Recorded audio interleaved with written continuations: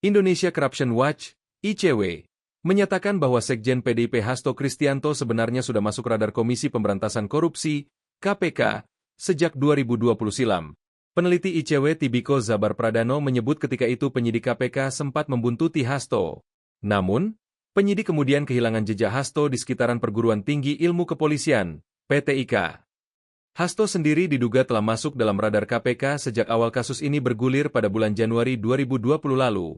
Kala itu penyidik KPK sempat membuntuti kendaraan Hasto hingga akhirnya kehilangan jejak di PTIK dan tim KPK mendapatkan intimidasi bahkan disekap oleh petugas setempat. Kata Tibiko dalam keterangannya, Rabu, 25 Desember 2024.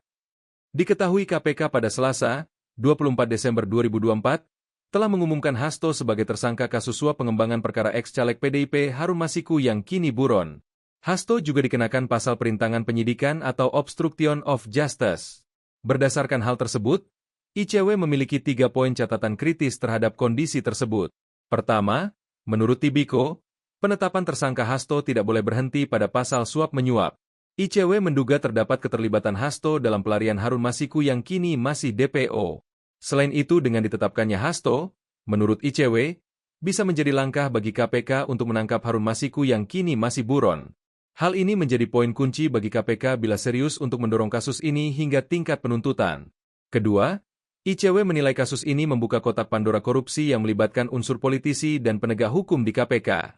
Penetapan tersangka Hasto yang terkait pada pengungkapan perkara pergantian antar waktu, PAW, DPR RI ini bisa jadi pintu masuk bagi KPK untuk menuntaskan perkara lain. Sebab selama ini, menurut Tibiko, praktis ada stigma dan keraguan publik tentang perkara korupsi yang menjerat politisi penguasa. Ketiga, ICW mewanti-wanti KPK harus serius menangani perkara ini terutama ketika akan menghadapi pra-peradilan. Dalam beberapa tahun belakang, kata Tibiko, publik melihat kemunduran KPK saat kalah dalam persidangan pra-peradilan yang diajukan para tersangka korupsi. Maka dari itu, ICW mendorong agar KPK dapat memastikan bahwa proses penanganan perkara ini sesuai ketentuan dan tidak dapat diintervensi oleh pihak manapun. Selain 3 poin tersebut, ICW juga mendorong agar KPK harus segera mengevaluasi secara kelembagaan terkait mekanisme penanganan perkara agar peristiwa intimidasi yang dialami oleh penyidik tidak terulang. Di mana hal itu dapat berimplikasi pada lambatnya proses penindakan kasus korupsi dan berpotensi alat bukti dihilangkan oleh para terduga pelaku. Download Tribun X sekarang, menghadirkan lokal menjadi Indonesia.